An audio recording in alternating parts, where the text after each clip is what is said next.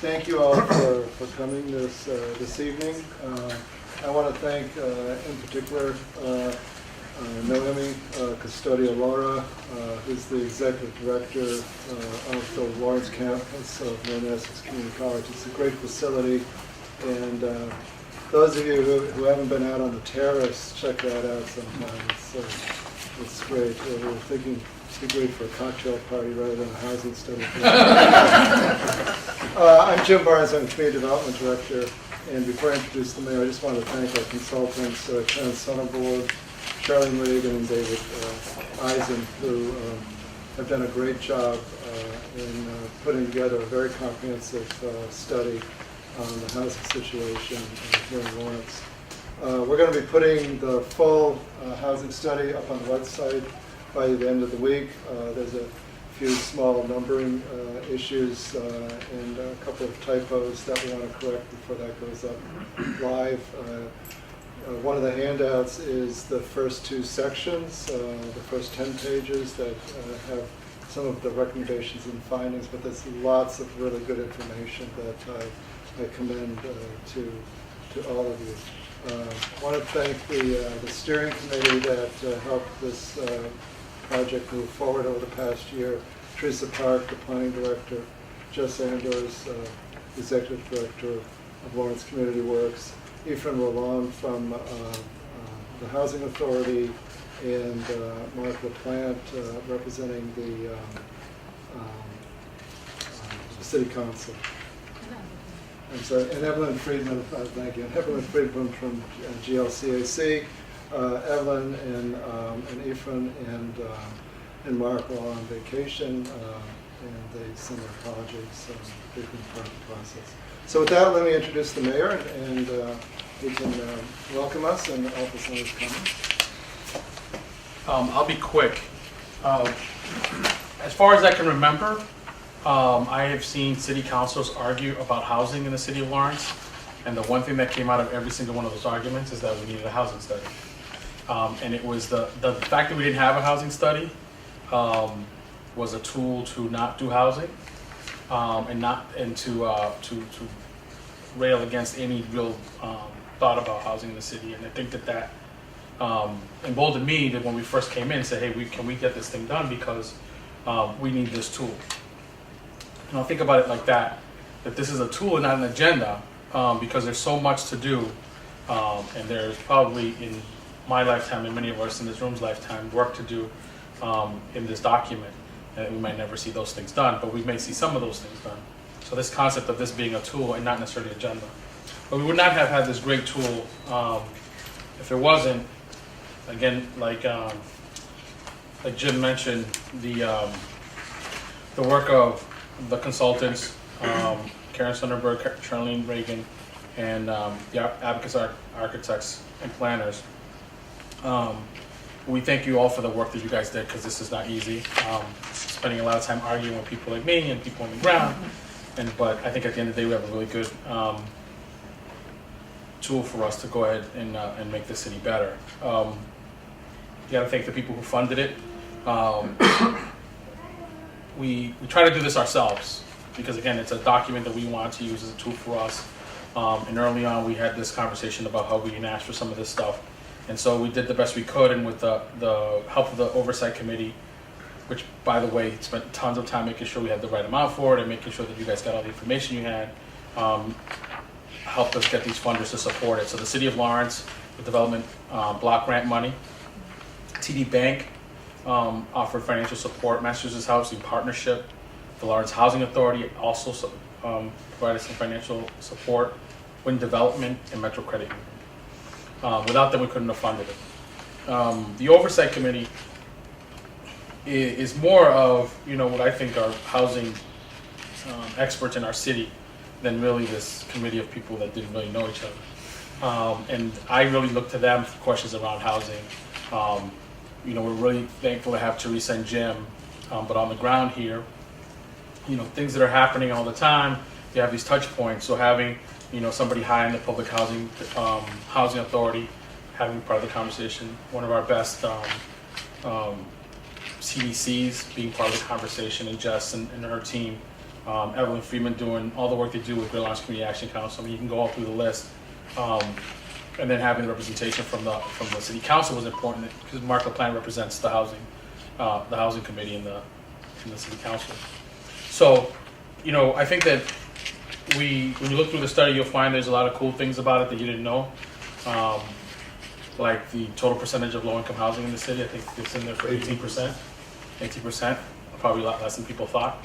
I think that conversation about how much housing can be produced is in there. We're going to take a couple months to look at it and come out with a little housing development plan, because we think that there is a one thing that no one argues about is that there is a need for some housing. The type of housing is what everybody always argues about. So we're going to come out with a plan to try to address some of those things. Looking to do something that brings us to between 50 and 100 units, and to try to figure out ways to get that done in the city of Lawrence. So we're enthusiastic about this. I'm only a little down because it's the end of the day and my battery's are low. But we're really thrilled about hearing the presentation from the consultants. And I'll be here for afterwards if you have any questions. Okay? Thank you, guys. Yep. Thanks, Mayor. So we're going to kick it off with presentations, about a half-hour slide presentation. You've got the handouts, and then we'll offer a little bit of perspective from some members of the steering committee, and then open it up for questions and commentary from all of you. So about a half hour. I'll start with Karen.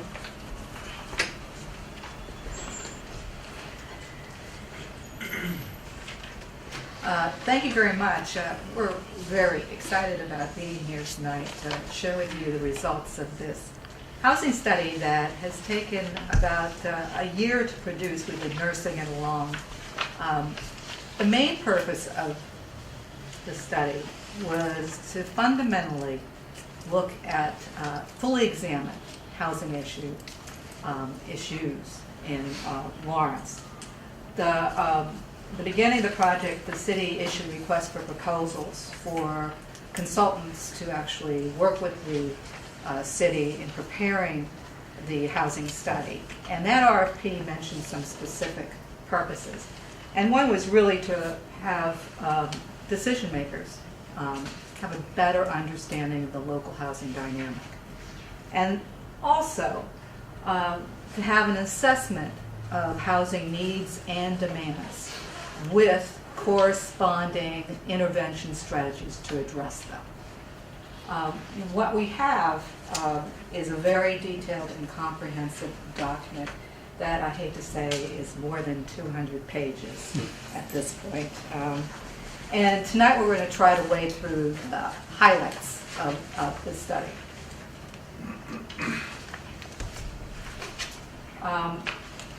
I'm not going to go into detail on the approach. I can say that on the outset, we have been interested in trying to access and analyze every kind of source of material related to housing in Lawrence. But I think the most important, I think my colleagues would agree, the most important source of information was talking to people. We conducted interviews with about 50 stakeholders, the real experts on housing in Lawrence. And the plan includes upfront acknowledgement of all those who participated in the interview process. And I'd like to take a special time to acknowledge the important contributions of these individuals over the course of the study. And I'd like to do a special shout out to the mayor, who really was very generous with his time throughout the planning process, including the steering committee. And I'm going to do a special thanks to Jim Barnes, our fearless leader, who was on a very regular basis in touch with us and providing us with important counsel. I'm not going to go into much detail on the data analysis and what we discovered. We had an initial public forum a number of months ago where we provided a preliminary finding to the study. What I want to do is give you some sense of what's in the document. And as Jim mentioned, there is first two sections of the study include an executive summary and an introduction that includes information on the goals, challenges, key findings, and major recommendations. And the handout is available to you tonight. This really provides the essence of what is included in more detail in the rest of the document. And then right up front, we included a fairly substantial housing profile. We looked at both market and subsidized units. We looked at market conditions and affordability analysis from a number of different sources and perspectives. We also explored the needs of various targeted populations, including veterans, families, seniors, homeless, and so forth.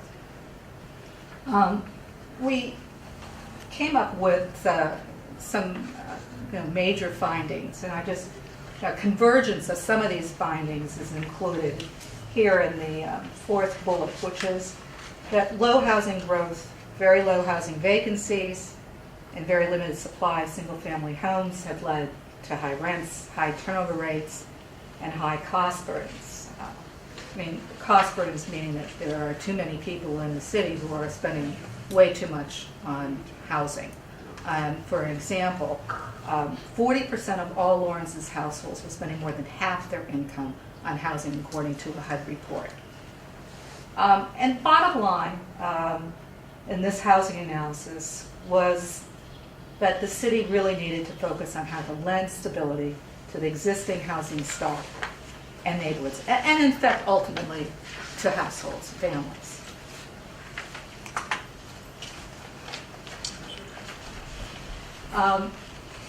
The next kind of group of sections involved available resources and fiscal constraints. We looked at development partners, and that included for-profit and nonprofit developers. It also included organizations that provided housing services. And we examined financing options and resources, the range of public programs and private resources that could be brought to bear on housing. And we also didn't ignore local financial challenges. The city has been focusing on sort of righting the ship from past fiscal problems.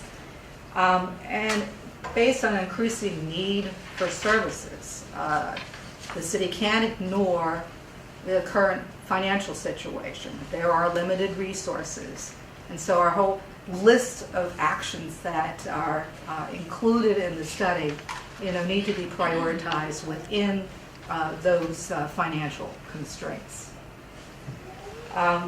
Major findings included that there's been substantial investment in housing in the city, with about $155 million invested by for-profit and nonprofit developers since 2012.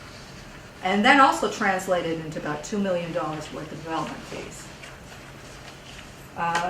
Also, local, state, and federal funding has been very limited and competitive, but Lawrence has effectively been able to get more than its fair share of resources from the public sector, with about 8% of the total state funding available for housing going to Lawrence. And then kind of the bottom line takeaway is the need to focus on better tracking and data to form good planning for making strategic investment decisions that leverage and continue to leverage other public and private resources. And then we have several sections on the physical context of the city. And David's going to go into this in more detail in just a few moments. But we looked at historic development patterns, neighborhood conditions and challenges, connections to and within the downtown that are an important part of the urban fabric. And, a major, very positive finding is that developers are attracted to Lawrence because of its proximity to Boston and New Hampshire, surrounding more affluent towns, and its relative affordability, compact downtown, commuter rail, and history. And then kind of the bottom line takeaway is the need to focus on how best to finance housing rehabilitation at some scale and assemble parcels for development, which is challenging based on resources and the configuration of neighborhoods. We also spent some time looking at demographic and economic characteristics and trends. We looked at population growth. We looked at age distribution, which really has an impact on housing needs and demands.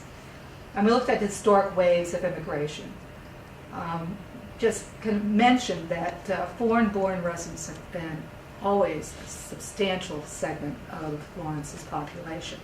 And if you just look at residents who were born outside of the 50 states, in 1848, 38% of residents were foreign-born. Went up to 48% by 1910, and now it's about 50%.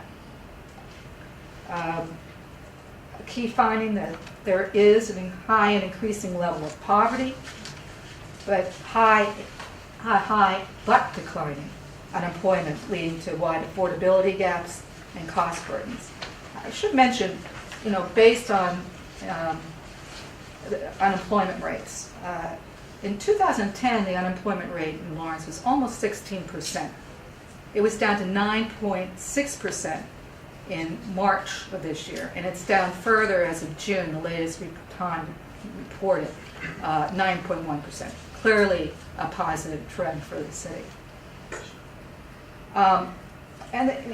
Really here a major takeaway is that housing is just not a supply side issue. That in tackling issues related to housing in Lawrence, you really have to look on improving residents' income, removing language barriers, and providing access to jobs and asset building. And the next part of the document really dealt with recommendations, and we're going to have David and Charlene kind of give a summary of some of the major recommendations from the study. Thank you, Karen.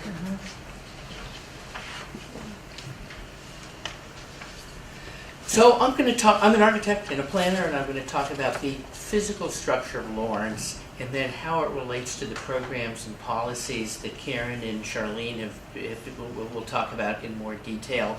If you've been to any of these presentations, you've seen this picture before.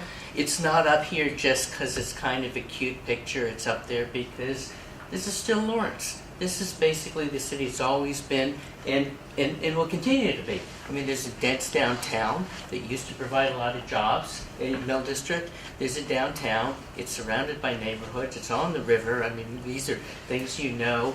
And so much of our policies and programs and recommendations are about helping Lawrence become what it's always been and ought to be. I mean, during the 50s, 60s, 70s, Lawrence decided it wanted to be something else. It tore down downtown buildings, a lot of paving, a lot of asphalt.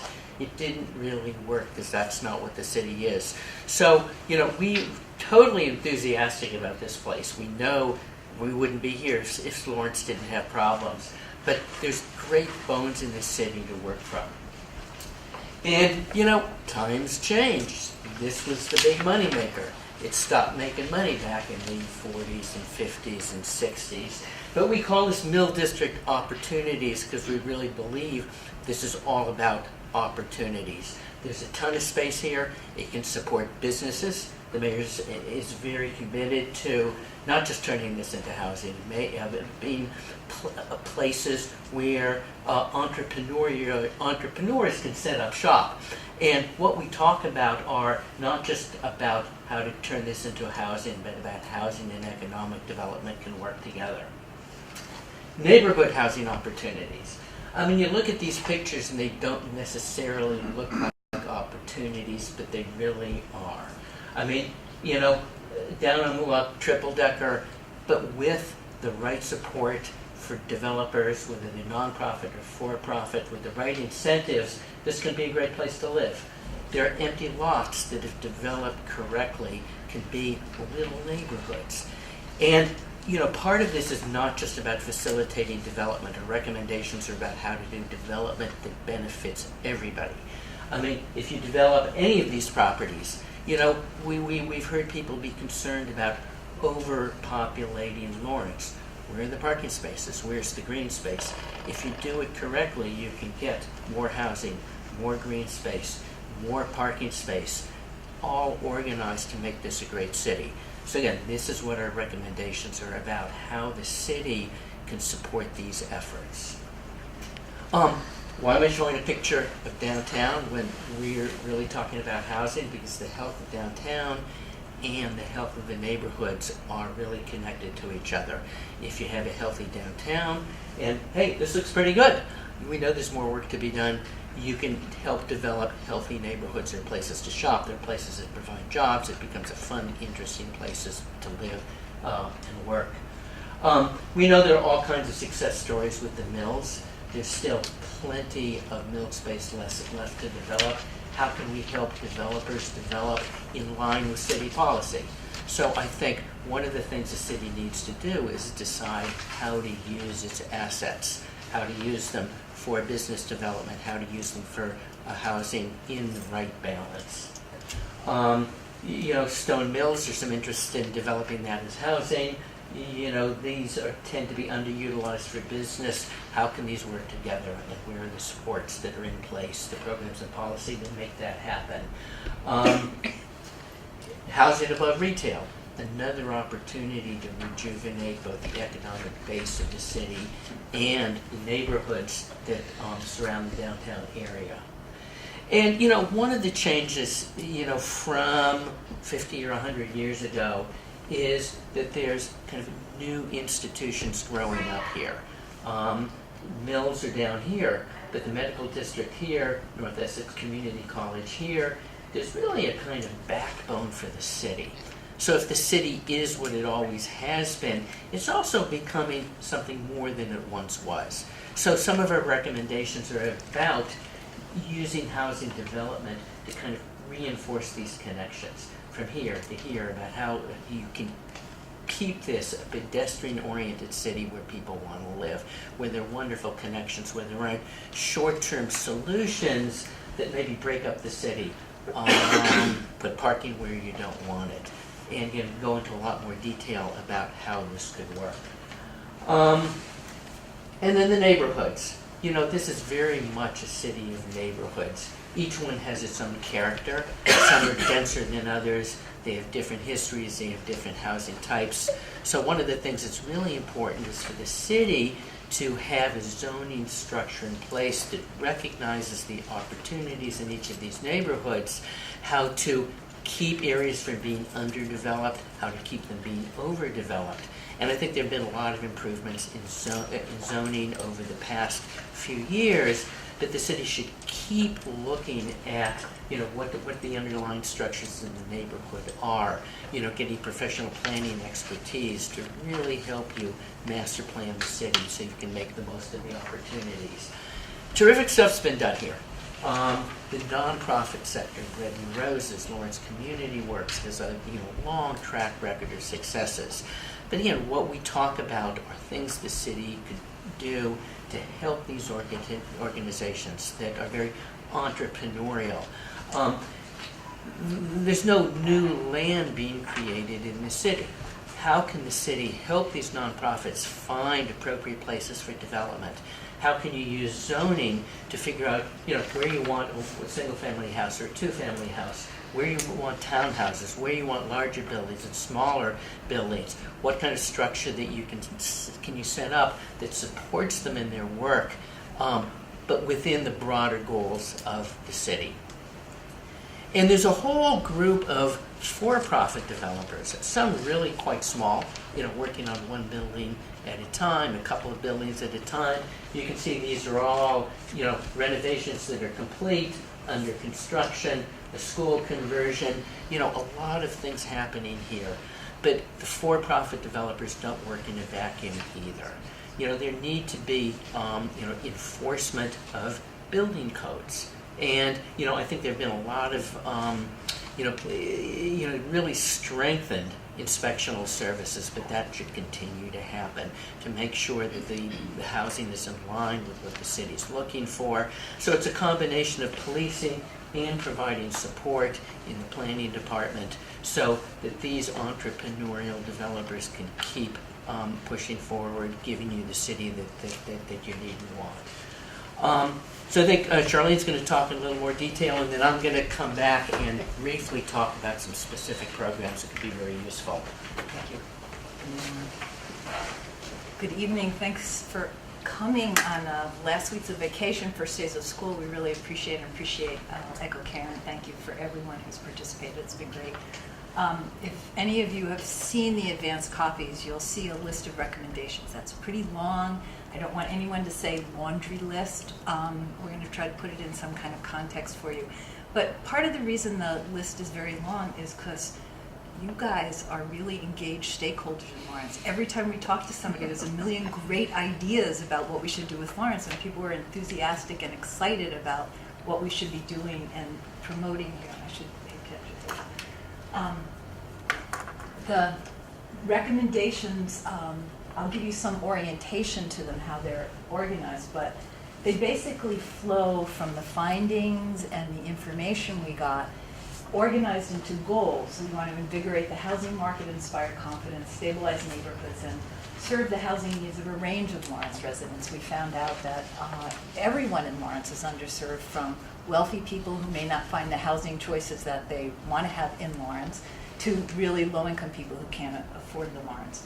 But I would say that as we go through the recommendations, one of the main features that has come out in all our conversations, and we hope comes out in the recommendations, is that community engagement is an overarching theme, and all our recommendations in each category embed the need for continued community building, community engagement, because what we found, and I'm sure what you know every day in Lawrence, is that people are invested in the city and have a lot of ideas for ways to make it work, and that's got to continue. I know you have great organizations that are at the grassroots, but the recommendations need to be embedded in the ideas of the people in Lawrence. And as we go to the list of recommendations, when the mayor said, oh my gosh, the list of recommendations, we're going to start them, but we're not going to get to them in our lifetime, it reminds me of the Torah thing that says the work of the world is enormous and you don't have to complete it, but you do have to begin it. It's also like Garrison Keillor, famous philosopher, said, you can only do what you can do, but you have to do at least that. So some of this is going to be like, some of the recommendations are very lofty, like, go out and get more resources and, lead the way for gateway cities. It's not so unrealistic because Lawrence actually has led the way in a lot of ways. You have a mayor who people listen to, and you've gotten more than your share of resources. So don't even discount the lofty recommendation. But then it goes down in the weeds, for checklists and job descriptions for staff so people own things, go to specific different kinds of housing funds. We list best practices. So it really kind of runs the range. And the way it's organized, you'll see, is we have a goal, and then it goes down to a key recommendation, kind of a big issue area. And then we have the very specific action steps, tactics, and best practices to help you really orient yourself for action and advancing this.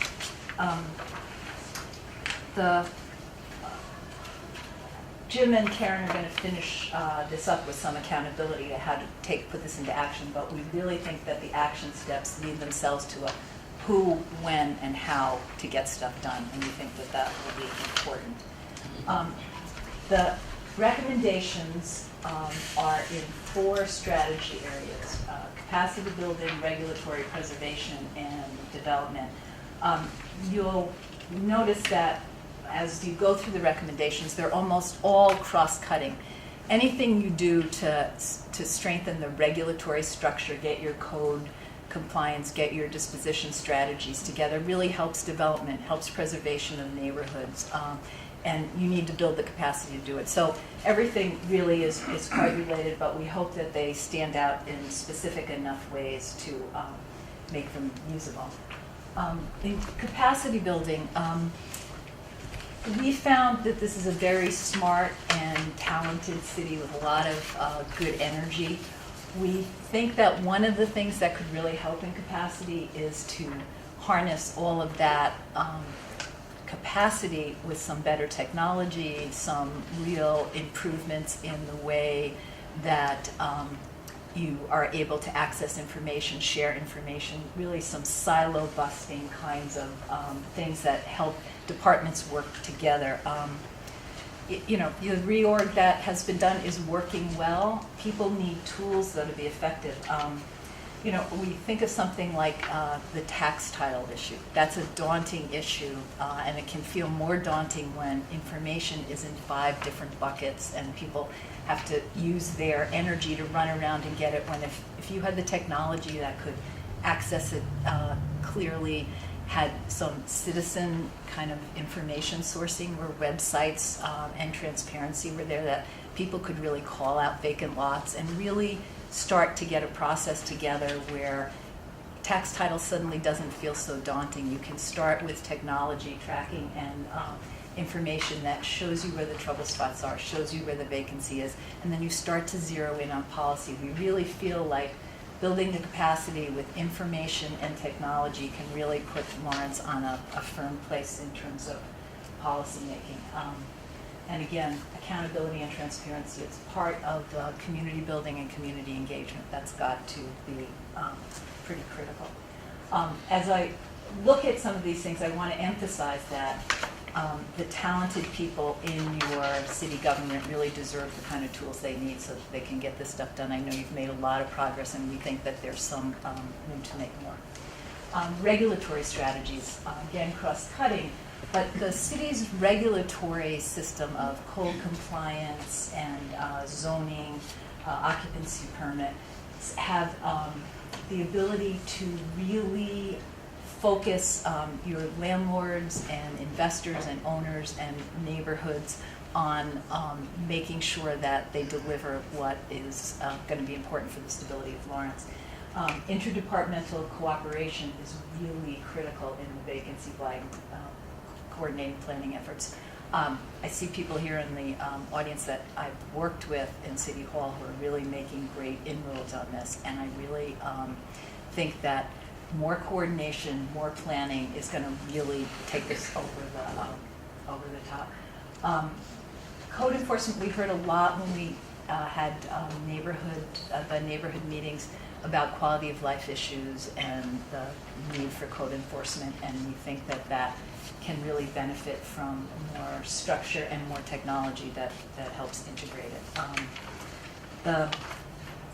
These recommendations for more capacity building and related to the regulatory strategies are really to enhance the efforts you've already begun, but we think it's important to do. Preservation. Preservation is kind of a broad category, encompasses many aspects, including preserving and stabilizing neighborhoods, preserving tenancies and ownership and vesting in retired stock. It's also preserving the things like the Lawrence Housing Authority. I guess Efren's not here tonight, but it's some of the best housing in Lawrence. People want to get in it. There's very few vacancies, there's waiting lists. But this stock has been underinvested in by the federal and the state government for years, and we need to have new strategies that help maintain this for the future of Lawrence. So there's a lot of pieces in the preservation inventory that we can't take for granted. 18% of Lawrence is subsidized, and we don't want to lose any of that. But the big piece of preservation is also preserving homeowners that have been threatened with foreclosure, tenants that are threatened with eviction or inhabitable housing. This is part of the preservation strategy as well. And I would turn it over to David. The next slide is about development. And we, in terms of development, creating a development agenda that sustains and stabilizes neighborhoods is really the kind of meat of what we're trying to do. And as sort of a little bit of a taste of what some of the recommendations are, David has some best practices and things. We think that it's going to be important that there's no one answer, but in fact we need kind of to be working on a series of strategies on this, and this is a taste of some of the strategies to do it. David, do you want to come up and do the development? Thank you. So Charlene said there's no one answer. In fact, there are many, many, many answers. And we've gotten a lot of answers from you because you've been working in this city for a long time. But there are answers from all over the country about how similar cities have faced similar challenges and similar opportunities. Ohio, they did a whole study, and there's a link to this in our report on bungalows. You know, how you can take teeny tiny little buildings, and you know, there are a limited number of floor plans. You don't need to go out and hire an architect. A developer can flip through a book, find a series of little houses, and then kind of diagrams about how they can be aggregated together so you don't just build houses, you really build a neighborhood. So you go, you know, to this website, and there are a whole series of examples about how to create affordable housing, you know, whether it's subsidized or market rate, in a way that adds up to making a really great place to live in a great city. You know, this is in Boston, Department of Neighborhood Development. Prototypes for small developers who would buy a single lot, build a double-decker, build a triple-decker. They'd live on one floor, they'd rent out the others. You know, what do you do with the cars? How do you put this together on a very limited lot so you can make the best places for people to live? Here's Boston again, and you know, we know Boston tends to be a wealthier city, but you know, a lot of neighborhoods were very much like neighborhoods in Lawrence are today 20 or 30 years ago, and through a concerted effort, they've made the kind of progress you're making, but you accelerated it. They set design guidelines. You know, how do you detail a front porch? What kind of colors do you pick? Where can you put trees when there's a limited amount of space? Where can you put cars? And really building back neighborhoods that were once terrific and became kind of run down and are now terrific again through design guidelines. It didn't happen by example or by accident. It's the carrot and the stick. You provide supports that you make people deliver in the way you want them to deliver. Tax title and, you know, land aggregation. I mean, one of the challenges here is available land for redevelopment is sprinkled all over. It's a lot here and a lot there. If you can take 2 or 3 lots and put them together, you can do more with it. You like I mentioned before, more housing, more parking, more green space because you have a little more elbow room to work with. So it's about programs and policies, but it's also about what you do with those physically once you've streamlined the effort for reclaiming empty or abandoned properties or tax foreclosed properties. Portland, Oregon, little lots, group houses, making neighborhoods, just another example of city building that could really work in Lawrence as well. So we provided a few examples of these. I mean, there's a lot more, deep digging that could be done in order to make this accessible to the people who are interested in building and developing this town. And then I'm going to turn to you. Did you want to? Jim, I think is going to. I'm going to. Oh, you're going to. Yeah. No, yeah, perfect.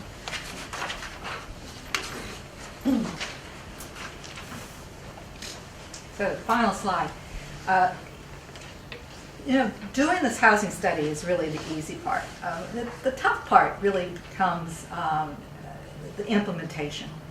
And I got to say that while we were doing the study, we were hearing in the background that implementation had already been happening to some extent. There was a Kennedy student who was gifted to the community to help with the database, which is happening. And before we started the meeting today, Jim was mentioning a couple of initiatives that are being ready to roll out. So things have been percolating. As the city goes forward with this study, it will be important, as Charlene tried to emphasize, to continue the community engagement, community building and engagement of the stakeholders, and really partnerships with people who really have some resources to work with the city in effectively implementing various actions in the housing study. Clearly, there's a need to prioritize, and that will be an important part of the next steps. And within those priorities, establish timelines, a schedule for getting the action underway. And within that schedule was also identifying who's responsible for coordinating that particular action, what department, who within the department. And because so many of the recommendations involve strategies across departments, it's going to be important for the individual departments to buy into the recommendations and really coordinate the effort. And then once again, I think this has been a regular theme as we've been moving the project forward and talking to people, is good data. Good data, good information, good planning, and a more effective implementation. That data not only informs, probably the prioritization of the various actions that are undertaken, but it also provides ongoing feedback on what's working, what needs to be tweaked, and what actions just aren't effective at all and should probably be eliminated. Based on the data, again, come up with a structured reporting system so that information is recycling back to various departments and to the leadership, to city council, mayor, to make continued changes and basically implementing the various initiatives that are recommended in the report. And they put down the end and the willingness to change the status quo, to really look beyond what's now and to come up with some informed strategic interventions down the road. So with that, I'm going to turn the meeting back over to Jim. Thank you, Karen. And let's say thank you to our consultants for a good job.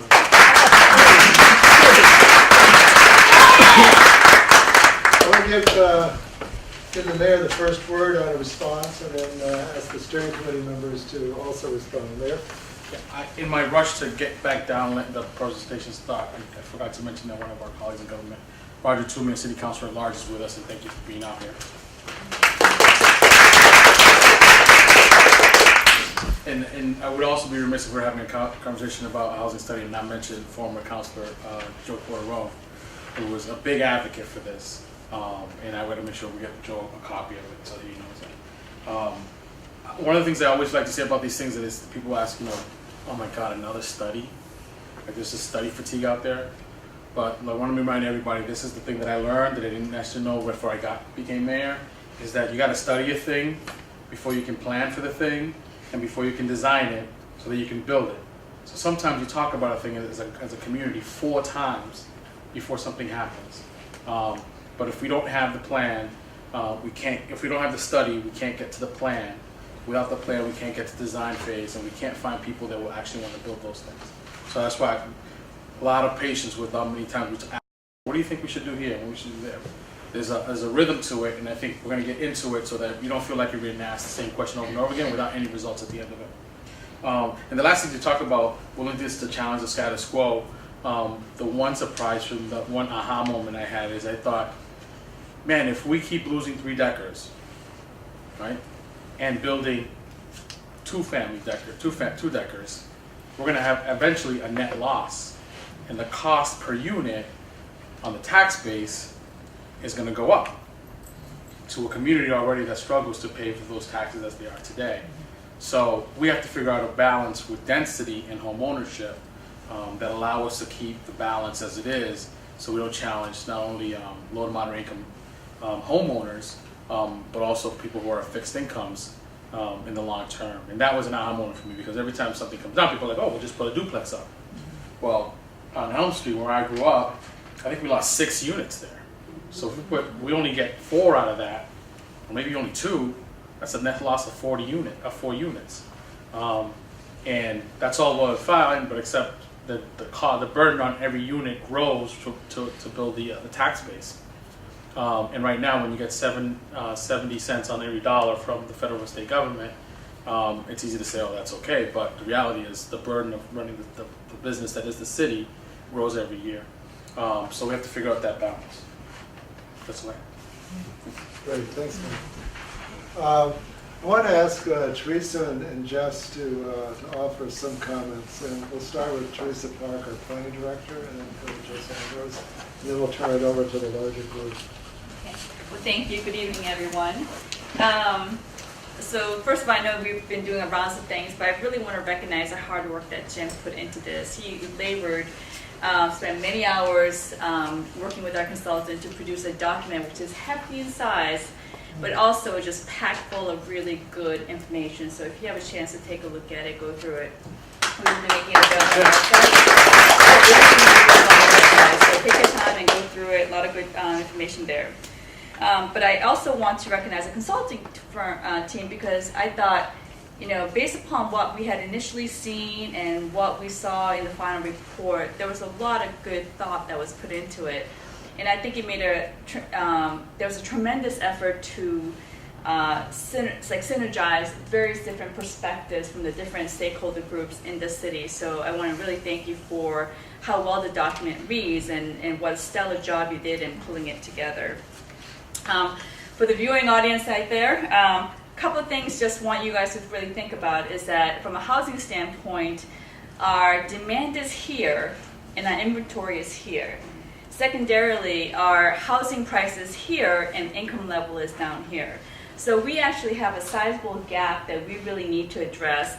And I think this document does provide us some good ideas on how we could think about some approaches as we go forward and coming up with some solutions that on a longer term basis will really make an impact on both families as well as our neighborhoods. I'm really happy to see a lot of our housing advocates here, our housing stakeholders, because I think that they are absolutely essential in being able to increase the housing stock in the city. And so we're hoping to develop an even closer working relationship as we go forward.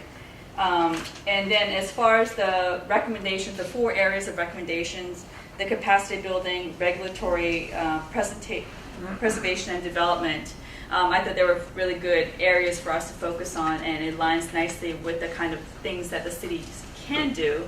The added advantage of the fact that we actually are now a consolidated Office of Planning and Development that includes community development, economic development, inspectional services, as well as planning, will really help us coordinate the types of activities that we need to bring to bear in order to try to advance some of the recommendations that are made in the report. So thanks to everybody, and thank you also to the mayor for supporting this endeavor, and I think we've got our work cut out for us.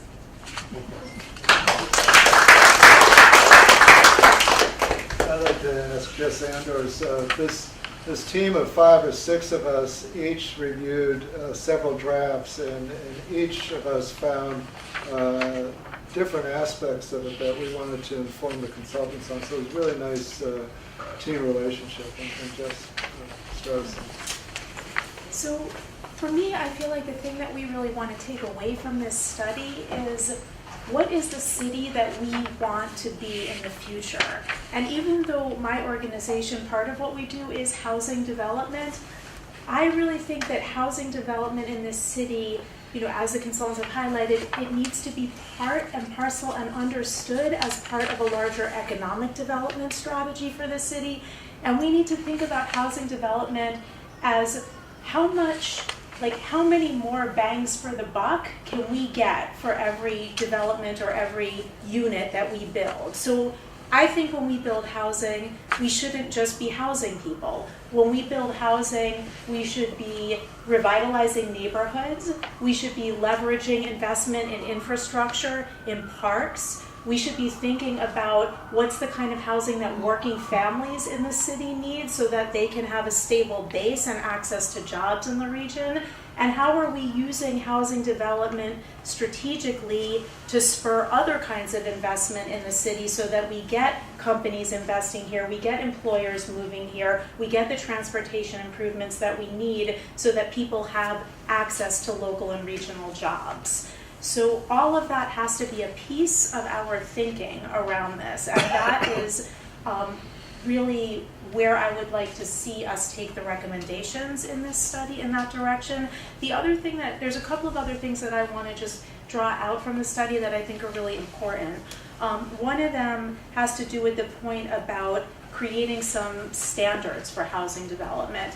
And I feel like, in many poorer cities around the nation, what happens in a poor city is that people are willing to give away the store just to get something good happening here, right? Well, I don't think we should be afraid of high standards here in Lawrence. We have an amazing city, we have an amazing, energetic, thriving community here, and we should hold people, whether they're private, public, nonprofit, for-profit developers, we should hold people to a high standard as we're developing things, because that's the only way that we're going to create the kind of city that we all want to live in and work in.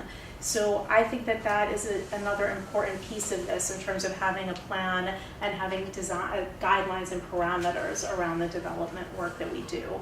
And I guess the last point I'd like to make is that I do feel like there needs to be a real diversity of housing in the city. One of the, there are many very fascinating points that you could draw out from the demographics that these guys did such a good job on. But one of them is that one of the pieces of population that we're losing, even as the city continues to grow, is that kind of young professional cohort, the 25 to 34-year-olds, right? And I think retaining that group of people, retaining the young and growing and emerging Latino middle class in this city is a very important goal for us and for the future health of the city. So thinking about what kind of housing we develop that's attractive to people at all ranges of the spectrum is also important for us to do. And then I do want to thank the consultants. For those of you in the room who don't know these guys, these three are pretty much the gold standard in housing and planning and community development. So we've been lucky to have them, and the amount of work that they've put into this for what the city, or we have paid them, they've probably earned $2 an hour at this point. And then, just the mayor's commitment to see the recommendations of the transition team through is really important. And Jim is pretty much the gold standard in community development, I think. So just thank you. And there are a lot of gold standards, you and many of the people we talk to. There's so much talent and intelligence in this room, and also they're not in this room, but it's just been an amazing group of people to deal with. Thank you for the executive summary for our report. That's just the perfect summation of everything we're trying to communicate. So I wanted to just add to the comments and then open it up to the group. But a couple of observations. One is that from the first time I met Roger Toomey, the first recommendation he made was that we needed a housing study. And then every time, I had to start avoiding Roger because I knew that would be the conversation. So, we put forward in the request for proposals, I think 8 or 10 questions, and several of those questions that we had that we wanted to make sure were answered by the consultants were Roger's questions. So we've got lots of good information in there, and I will personally deliver a hard copy to you, Roger. Thank you for all your pushing of this agenda and a number of other agendas on the city. It's been really marvelous, my time with you here in the city. Also, one of the interesting things that's happened with this administration is the creation of the Office of Planning and Development. And I know when I came on board 7 years ago, there were certain specific things that I was asked to be involved with and other things that was someone else's responsibility somewhere else in the department, and it was not a welcoming environment for others. But now we're all working as a team. So Evelyn Urena, our housing manager, handles the home program and the lead program. Ava Vargas deals with economic development issues and attracting businesses that change incomes, that create affordability. Pat Ruiz is the head of inspectional services, and we strategize together on code enforcement stuff. Liza Sadaj does a lot of different things, but is working with Abel on tax title properties, and Wendy Luzone, as the neighborhood planner, brings the community interest together and reminds me if an idea I have has not been properly vetted with the neighborhoods, with the community, and with the neighborhood, and she tells me what the neighborhood associations are talking about. Sue Fink, in addition to being the manager of finance, is also responsible for our coordinating programs dealing with homelessness in the city. All of us are really working together, talking together, meeting together, strategizing together, and those of you who are watching on cable and those of you in the audience really need to know that, because that's a huge departure from the way it was several years ago. And that really makes for the opportunity to do a lot more of the recommendations that the consultants have made. And just, I just think it's so important for those of you who work with the city year in, year out, that you might not see some of the changes immediately, but they are really happening. One comment that I have, and it has to do with preservation, it has to do with infill housing, it has to do with neighborhoods, and we're going to be rolling out very soon a distressed property tracker system that's going to be available to the public. It's going to tell you what we've identified as distressed properties, invite the community to also identify properties that we may have missed, and give you an up-to-date information on what we're doing about it, or for some properties where we just don't have any answers. But in helping the staff, working with the staff and going out into neighborhoods and verifying level of distress based on data. We are using data. We used, for instance, zero water readings as a surrogate for vacant properties.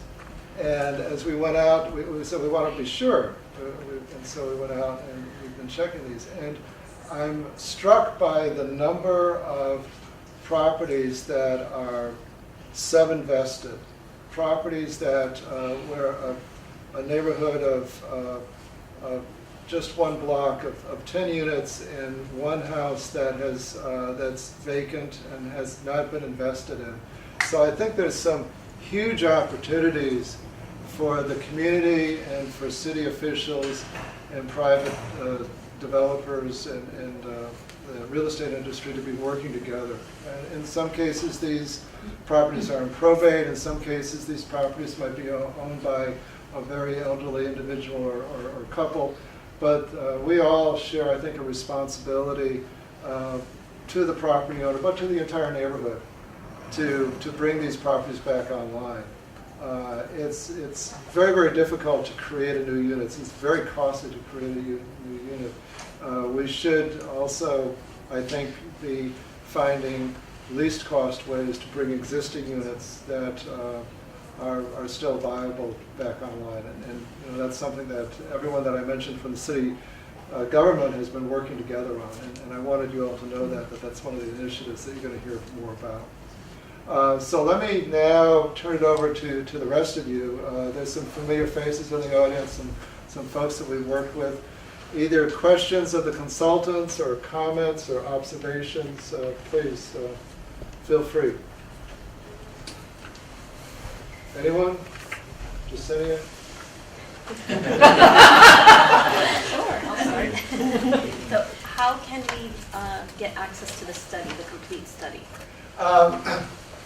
Everyone will be sending a link, everyone who's here today will send a link to it via an email if you have an email address.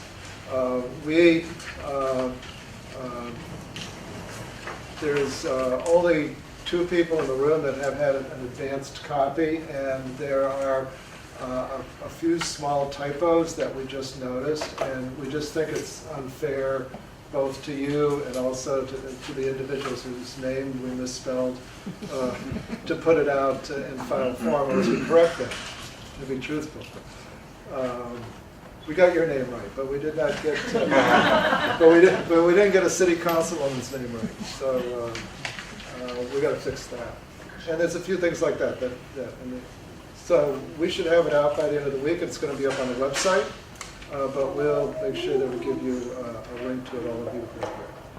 And we'll also have some printed copies for members of the city council. But I think that it reads really well online. There's a lot of density. It's the kind of thing that you'd probably prefer to have on a flash drive than being carrying around in a briefcase. Hey. So, end of the week we should have that.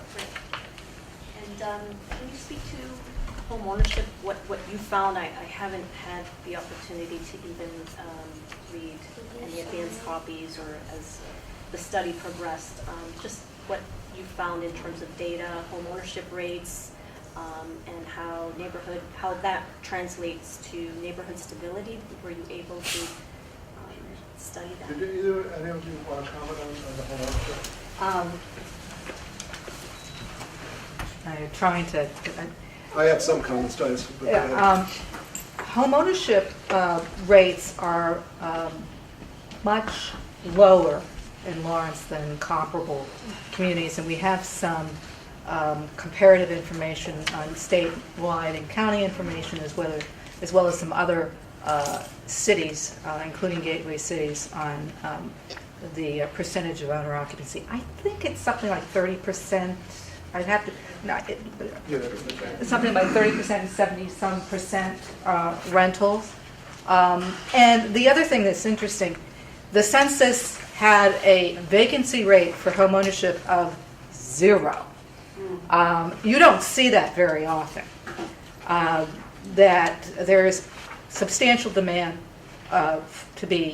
for home ownership, but based on turnover, based on demand, based on competition between those who want to own and occupy the units versus investor owners, that there is extreme pent-up demand. Oops. And there's information on, market costs and affordability, all of that. There's a lot of information on, data on ownership. Yes, go ahead. I think, at Lawrence Community Works, we do some home ownership education classes, and for the past year or two, our classes have been full to overflowing with people who want to become homeowners in the city. I think one of the big challenges is how you build or otherwise foster or support home ownership affordably.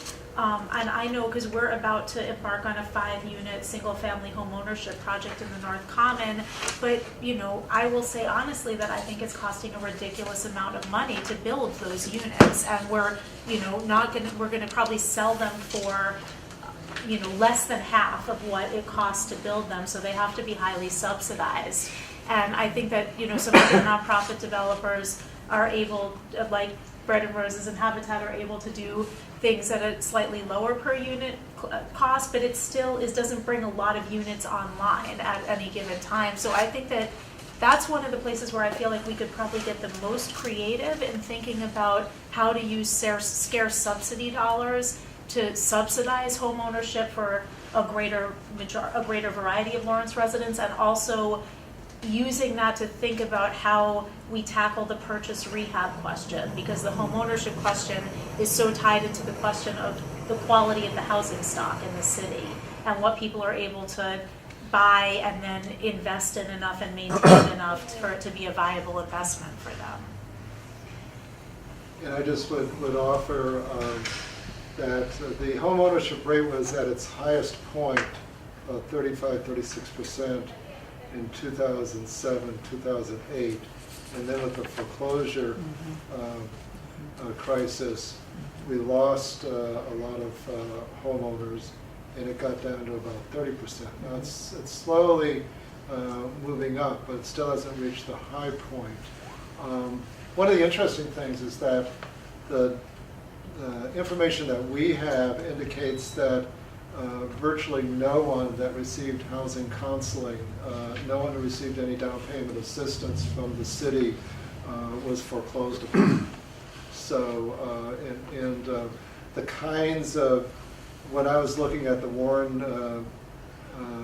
data on foreclosure several years ago, the Warren Group data indicated that the kinds of properties were being foreclosed upon were people who were preyed upon, that were given one loan with another loan on top of it, so there's absolutely no equity in the property, and that's not the kind of home ownership that any of the nonprofits that do counseling are involved would get involved in. So I think we have to be vigilant. We have to be supportive of home ownership.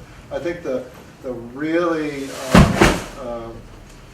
challenging thing is that prices are going up because the supply-demand equation, housing prices are being bid up. So we need to find a way to move people into home ownership, recognizing that prices are going up, but making sure that people don't get in over their heads as prices go up. And I think that to a certain extent, that relates to a little bit of a supply side solution, that where we can get some of these properties that are currently vacant and get them back into a home ownership situation, moving the banks a little bit more quickly, for instance. There are some foreclosed upon properties out there that still are in pretty good condition. They might be a little bit of a home improvement project, but they look really good. We don't want to lose that. We want to find a way to get it out of the hands of Fannie Mae or one of the banks where it is right now. That's something that we're working on in our department, particularly Evelyn and Anna Camargo. Yeah, ma'am. Just that homeowner piece, not to beat a dead horse, but again, being able to buy a 3-decker and living in the first floor and subsidizing with everybody else's rents is really important. It's basically how, a good portion of people who are homeowners and aren't. The idea of homeownership, I think when people close your eyes and you think homeownership, you think a single family home maybe a duplex. But really in Lawrence, it's meant multifamily home owned by a person who lives in the unit. And I think that's the type of stuff we want to encourage more because in those neighborhoods there's density. And then every now and then we get, packets, these calls from people who are homeowners and we have real neighborhood commitment because, there's a lot of people living there, but they're, a good percentage of them actually own the homes that they're in. And so that helps with the quality of tenancy, helps with total quality of life overall. So definitely keeping an eye on that. So, and I always talk about this as helping the people who live here in better places. So there's not displacement. And this is the way you keep a lot of people who live here to stay here, is if you create the same type of housing that brought them here, and that allows them to leverage into some home ownership. Other questions, comments? Yes. There was an interesting slide and comment about consolidation, identifying and kind of consolidating or aggregating vacant lots, vacant properties. Is the goal to have some kind of a database that people can look through so if you see something, a vacant lot, you drive by it, maybe you can see if there's other opportunities around it to create an aggregate approach. And then the second half of that question is, if that were to happen, would it just be focused on residential, or would it also be residential and commercial? And how would those two uses intertwine with one another? And in the appropriate lot, you could do mixed use. You wouldn't do that in the middle of a residential neighborhood, but if it's on Broadway, if it's close to downtown, you could do retail underneath and housing up above. You can't do that on a teeny tiny lot, so it needs, and this is where so much has to come together. You need to be able to aggregate the lots. It's a legal issue. We have to It's identify a goals. zoning issue, which may not allow that, so you have to get a variance, and then there's an economic issue. Certainly from, I think, our point of view, in the appropriate places, and then this becomes a zoning and master planning issue, multi-use would be appropriate, I mean, the city would Thanks to some of support the that, work I would that, imagine. thanks to some of the work that some of the work that Wants Green Work already did in the very end of the project, there's an overlay.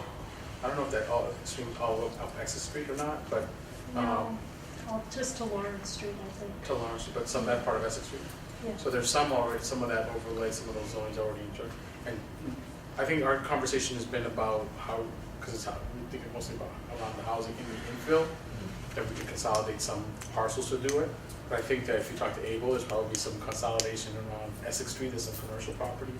And even in old industrial areas that are still now called New Virgin industrial areas, like the Merrimack paper site, things like that, that we're looking to help consolidate for a better, more productive use. Yeah, Okay? No, and there is precedent on the side of the city to make zoning accommodations to kind of make sure that the zoning works for specific type of development. Multi-use. Multi-purpose, yeah, multi-use, specifically on Essex Street. So there are zoning ordinances in place that kind of restrict some of that, but we have made accommodations to developers to some of that. Yeah. and from talking to people in the city, some of the properties, old industrial properties, are not appropriate for industry, they're not even large enough, they're bordering a residential neighborhood, and maybe on a commercial street. Some of them, there's a lot of kind of tension, there's a lot of worry in the residential neighborhood about what could be built there. So it becomes very much a political issue that people have the confidence that if development moves forward, their property will be respected. But this is, a fair amount of anxiety is what I've been seeing, and that's definitely something that needs to be thought of and worked on. And one piece that we find in property aggregation that's really getting down the weeds is many of these properties are in some kind of limbo, tax title limbo or probate limbo, something like that. And to be able to identify those, track it, find the right intervention and move it so that you don't have this site that, but for this property, would be a great development opportunity. And that's what's starting to happen. And another kind of limbo is the brownfields, where there may be some sort of environmental contamination. There isn't the money to take care of it because it's going to be a lot of money. So that's harnessing different kinds of funding.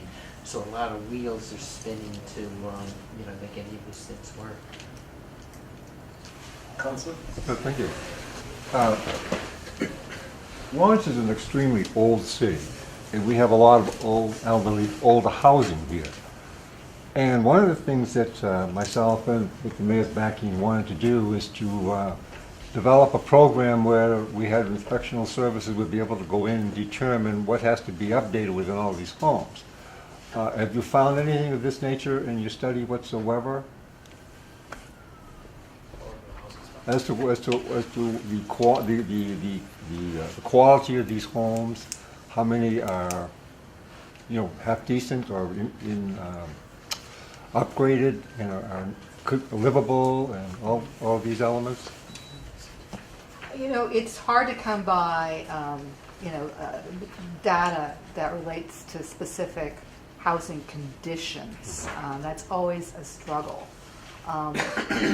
What we have included is recommendations, is an ordinance to do more frequent inspections. Well, actually, that was something. And that was something that you were very involved with initially. Very much yes. involved with. And, And, it didn't get through the council because I think a lot of people were afraid of people who own property, who were afraid of the cost that it was going to cost them to upgrade their individual units to the standards. And it was, I just thought it was a wonderful idea, but the mayor was backing it all the way, but it just never got off the ground. Yeah, we included that as a recommendation. And I mean, as I recall, even the kind of cost projections were that the additional cost of staff would be actually more than covered by the fees that would be coming in. Another issue related to conditions is that we received a number of comments from folks who said that when properties turn over, rental units turn over, there's supposed to be a new occupancy permit and an inspection, and that's just not happening.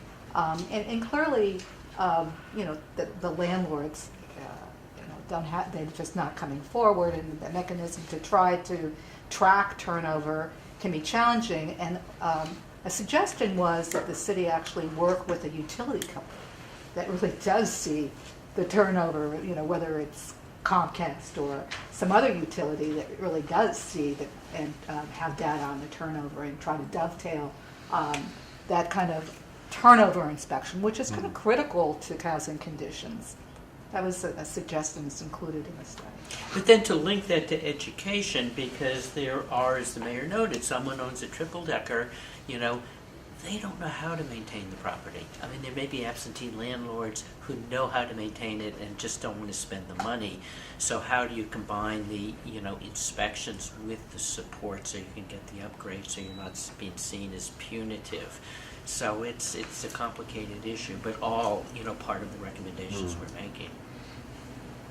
On the age of the stock, I think that maybe has a way to say that piece. I think I'm reading this right. I printed it really small, sorry. On page 11 of the study, more than 56% of the housing stock was Built before World War I? before 1950. Right, am I getting that right? Yeah, that's probably. So as a surrogate for how old, whether or not these things need to be updated, we know that we have more than half of our housing stock, at the very least, could use new electrical as a baseline. And one of the things that we found, one of the avenues we pursued for investing in the stock was looking at greening and energy retrofits and trying to capitalize on the money that may be available for them. One of the real barriers to that is you go into this old housing and people are ready to do new insulation, new energy improvements that's going to not only help the stock but help those people really afford their housing. Find that they're not that code compliant with those old Navitus electrical things, and they can't put the energy improvements in. So we've recommended some kind of coordination with that when we find these things, some kind of loan program way to help people get the improvement they need to make their unit really stable in terms of the systems, and then get the energy improvements on top of it. We keep saying there's not one answer. There's these little strategies that we've got to kind of work on a lot of different levels. Yeah, but that's very important because that kind of builds on just what you have as, when I say about affordable housing, I'm not talking money. I'm talking about where the quality of the home as well people can live in. So it's an extremely important base to start on. You just can't say, well, we have 10,000 units in the city of Lawrence, but how many of them afford? How many can people move into them right away? One of the things that we've been trying to do within the Office of Planning and Development is expand the resources. And we've developed relationships with mass housing, with mass development, and trying to find some financial tools, vehicles to provide us some loans to property owners. We're still working on that, but we've got the home allocation to the City of Lawrence, which is targeted from the federal government towards housing, was in 2008, 2009 was $1.3 million, and now that's allocation is only about $550,000 or $600,000. So we have half of what's available. Just a few years ago, we had a pretty robust roof replacement program. And I didn't like it at the time, but I've changed because I've been driving around in neighborhoods and I've seen these roofs that really need to be fixed. And so, but Evelyn and her staff really put together this roof replacement program, and for between $5,000 and $10,000, we could replace a roof that would make for better energy savings and obviously change the leaking that was happening. So we've got to find ways, I think, as you, Councilor, suggest, and the mayor suggests, to find the most important things to fix whether that be improper wiring or a roof. And that creates incentives for the property owner, whether it be an owner, occupant, or investor, to do more on their own. If we combine that with a little bit of code enforcement, I think that is one way to go. And I think that's, we just have to continue to expand our resources. We've been talking with the banks, we've been talking with Metro Credit Union. One of the challenges that we found is that because of the the mortgage crisis in 2007, 2008, banks have much stiffer ratios that we're working with. And so sometimes a homeowner that has steady income but just doesn't quite fit the debt-to-income ratio that the banks are currently required by their underwriters to provide. So there's lots of things for us to work on. One of the interesting things about this study is that the concept of holding us accountable and establishing performance measurements. I know that's something that the mayor is interested in. I think sometimes city officials, as long as they do a lot of hard work, that's good enough. But I think that one of the recommendations is that we really start defining amongst ourselves, with all of you participating, what are our performance goals, and then being held accountable for how we meet those goals is something that's new in this study that puts people like myself on, to be under the spotlight to perform, to get a certain number of units rehabbed, a certain number of new units. And I think it's a concept that has not typically been talked about in a housing study. And I think that's something that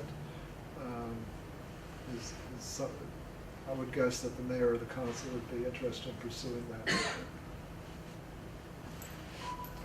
Other comments, thoughts, Pat? Yeah, I just want to make a comment on the occupancy permits. About 2 months ago, we sent out, I acquired a list from our assessor's office, two units and up, and we sent out about 800 letters. And a lot of people have been coming in, so we're really working on all the occupancy permits. So we've had good luck with them.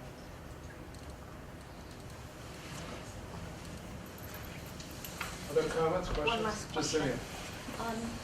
Were you able to flush out through the study if there were any segments of the population that were underhoused, or if there was an area of opportunity to build housing for a certain segment that, difficult to find housing for, elderly, for instance? In particular with the data, population data, just seeing in the future where if there's going to be population growth or attrition, if we'll be ready in years to come to serve that population living in the city. We did include population projections that were put together by the Metropolitan Area Planning Council. We had some questions about some kind of the figures. We thought they might have been certainly questionable to some extent. There definitely was projections for increasing population, particularly among older adults, which obviously suggests need for smaller units, handicap accessibility, some supportive services potentially rolled in. And there is a whole section that really looks at indications of need among different target populations with specific data points. I think the bottom line was that there was need across the whole spectrum of incomes and all the populations that were discussed in the plan. I think that's the best of Big Gorilla. What's the mix look like? And I think that something that Jess talked about, housing that'll, keep the thriving, middle class here. and bring some young folks back at the same time as, you know, a place where people can, you know, age in as well. That's really the hard questions about what do we use these spaces, and we're hoping that with a dialogue, we're not leaning one way or the other. But you'll see there's information there about veterans, there's information there about the disabled community. It talks about there's just all this need, and we talked about the population growth. And one of the things that the Metropolitan Area Council, is that it? The Yeah, Boston, MAPC. yeah, the Boston Planning organization said was that we're going to grow, but we're not really going to grow in young people. And then I just said to them, well, you got to understand, over the last 3 years, our school population has grown like 1,200 students, and so we're one of the youngest communities in the Commonwealth.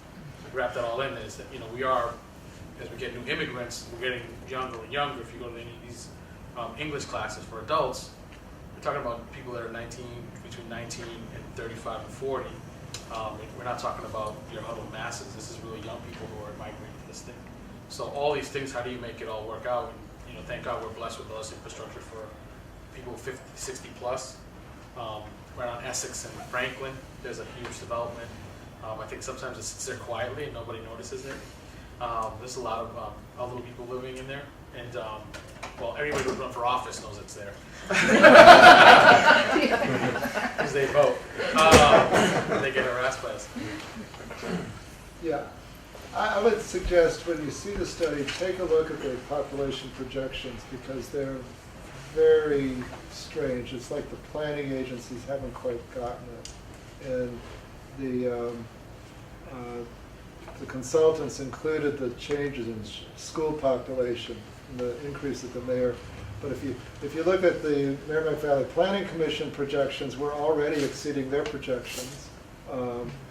MAPC is projecting more accurately, but really very, very aggressive growth that I don't think anyone can see happening without housing increase.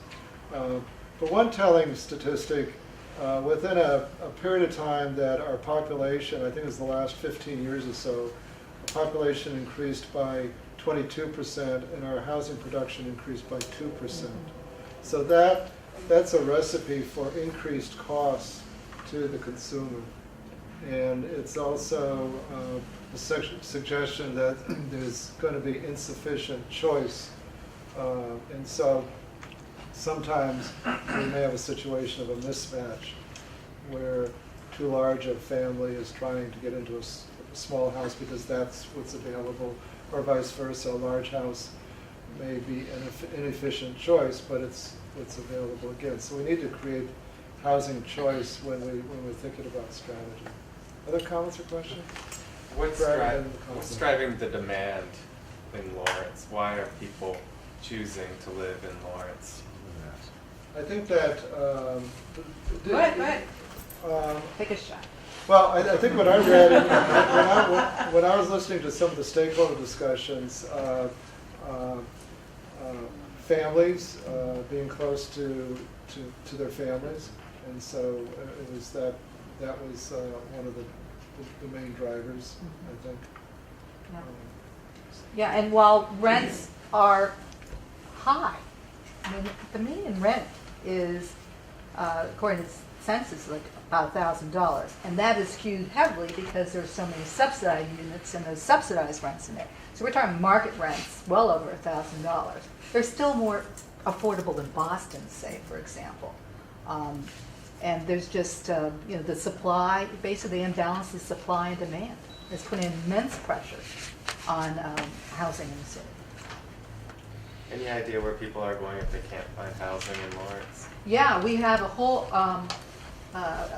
appendix on migration patterns in and out, and there's significant net out migration to Haverhill and Methuen and other kind of communities surrounding Lawrence. The migration pattern is really interesting. There's a significant out-migration to a community in Georgia, for instance. And so you can do your detective thinking, and that must have been a major company that moved south, for instance. And then you see the same kind of pattern, migration into Lawrence from different parts of the United States. So it's really interesting. Including New York City. Yeah. People are being, because of the prices there.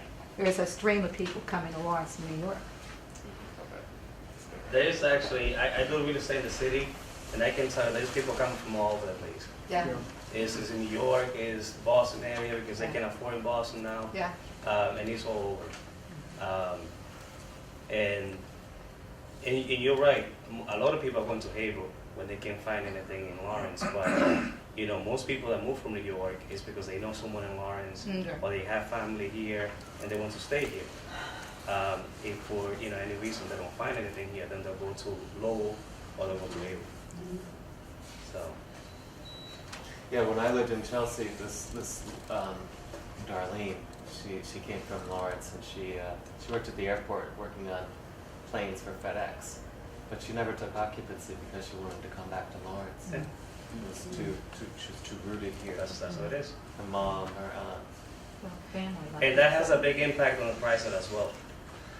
Just so you know, a lot of people that are, people have worked in Boston area for many years, and now is their time for them to buy a house. They find themselves, they can afford it. So they say, oh, why not take a drive 20, 25 minutes, 30 minutes north, and I can sell myself $150,000 in a house. And that's what's happening. Yeah. So those people are actually increasing the prices for the people that live here. So They have higher incomes. they have high incomes. They compare it to the prices in, let's say, Chelsea or, anywhere in Boston area. And they say, oh, wow, this house in Boston is $600,000 or, $500,000. I can buy in Lawrence for $375. Let me give you $400 free. Even though you're asking $375, but you know what? I don't want to lose it. Let me pay you $400 free. And that's what's happening. And they're paying $400 sometimes because there's an investor there who says rents in Lawrence are pretty high. That's right. Compared to what the costs are, so they're bidding each other. Yes. But there are worse problems to have than having lots of people who want to live here. So several of them was an upside to it all. I was just going to say, the business market in the city of Lawrence is not the best. You know that we have a relatively high unemployment rate here. So I can understand people who live in and around Boston where there's a lot of high rents, and they finally find a place here. Here we have an ideal situation where you have the transportation center right over here. The train goes in and out of Boston. They come here and live and work outside the city.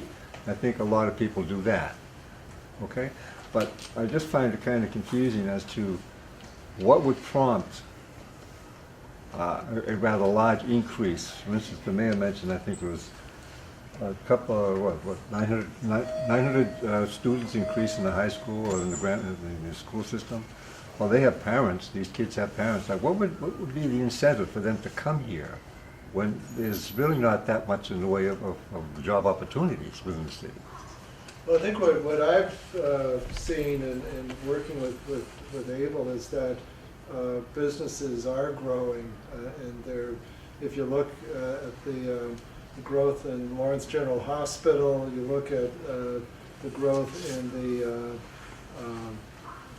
office space in and around Lawrence General Hospital, you see the growth of Northern Essex Community College, this beautiful building, and so, and combined with the growth of the businesses and the industrial park, I think we're seeing, as Karen indicated, the unemployment rate moving from 16% to 8.5%, 9%. I think we're seeing more employment here in Lawrence for Lawrence residents. And I think another interesting stat that's in here is that only of the jobs that exist in Lawrence, only 30% of the Lawrence population fill those positions. And that the average job in Lawrence pays around $990 or something like that. Yeah, about $910 average weekly wage, which Right. translates into you know, and I think an annual salary of almost $50,000, which makes the high rents affordable. Right. But so, not all residents are being able to take advantage of those jobs. So the point is that the vast majority of people that live in the city are occupied elsewhere. So there is job creation, but a lot of those jobs that are being created are being filled by people that don't live in the city. And if everyone in Florence worked in the city based on the averages, the household income wouldn't be, the average household income wouldn't be 31,000, it'd be a lot higher. But that goes to show the gap in skills and the workforce development that needs to happen in order for some of the population to fill some of those positions. Other comments or questions? Jess? I think, I mean, part of the demand is that this is just such a Latino hub now, you know, that it's known as a city with that identity, and you have families, you know, that have been here for multiple generations at this point and have brought family members. And I think for some of the newest arrivals coming from Central America, you know, what may seem like some lack of opportunity here seems like a plethora of opportunity to folks who are, you know, coming from countries where there's been civil strife or, you know, 70% unemployment rates. And so it has that character. And then it is, you know, because it is that community, it's a lovely place for people to raise families and to stay, because it's a, you know, it becomes a culturally familiar place. And do they see North Essex Community College as part of the culture of thriving and, you know, being able to earn the higher incomes? I mean, how much is that embedded in community life? I think people do eventually see NECO as that. I don't think when they first arrive that it's not one of the biggest things on their radar screen when they first arrive. But I think when they've been here a few years, you know, and certainly the next generation, like a lot of other pathways become clear to people. So it is absolutely a big part of the landscape for a lot of families here, because you have such a mix of, you know, first generation down to like fifth generation Latino families, and then, yeah. Well, I think, I mean, speaking of somebody that migrated from New York City and graduated here from Northern Essex, we do see the opportunity within the community that I had, you know, 15 years ago, to say it makes it possible. And so, Roger, you know, you wonder why people are coming here. You can live in Lawrence and have a life in Lawrence. And me staying here for the 15 years that I did after the children's father passed, because it made it possible for a single mom to buy a home with plenty of yard, tons of, you know, vegetables growing, figuring stuff out. It makes it possible here. So there's opportunity here in Lawrence. And when people start talking, they know you can make it possible here, because there is a cultural aspect to it, but there's community no matter what background that you're coming from. And so it's impossible to raise a family on your own in New York City and have a yard and then in turn have your profession as well. And so for all the things that need to improve, there are a lot of things that we do right here, and there's a lot of schools don't necessarily reflect completely the impact that they make on the family, because it's a skewed number. It really is a skewed number, because our English language learners are included in that number as far as progress is concerned. And if we could isolate that as an outlier, our schools are very, very competitive. And my children have been educated from pre-K up until now 8th grade. And so that's why I would say that as our community grows, you know, I sit on the school committee now, and we're talking about 14% jump, and we don't get that money, that we don't get that money till the following year, and then our numbers will grow again. But I think that it's scrappy, and we have grit, and we make do. It's interesting, because we have tried to capture some of this in the study, but, you know, transcending the numbers, we have lots of charts and graphs, and how do you counterbalance the charts and graphs with these very real stories? So it is something we've tried to do in the study.